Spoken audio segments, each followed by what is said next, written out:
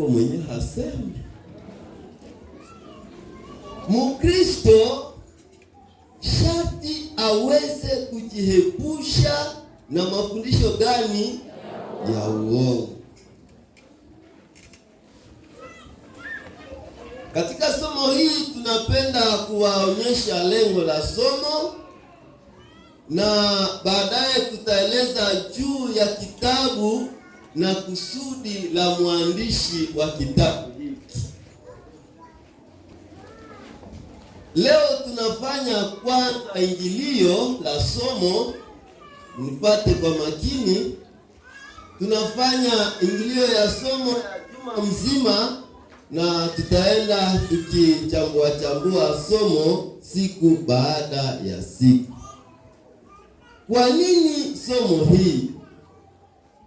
Somo hii ina nafasi yake kwa siku tunazoziishi. Ina nafasi yake katika maeneo tunamoishi.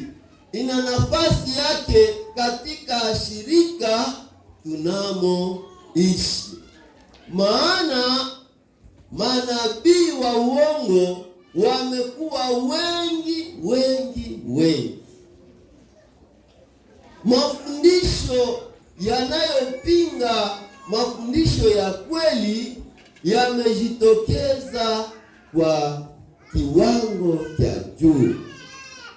Kuna changamoto nyingi ambazo zimejitokeza kwa sababu ya hali tunazozipitia, wamoja wakitafuta maisha yao wayaboreshe, wakitafuta namna gani waweze kuishi vema, wameingiza mafundisho ya uongo.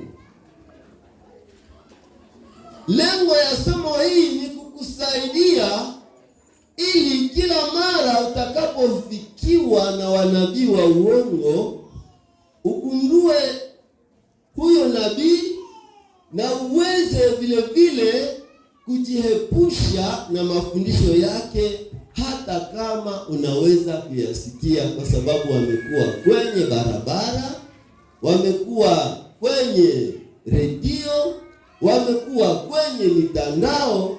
Hivi mahali pote unapoweza kuishi, jihadhari sana kujiepusha na manabii wa uongo. Amina.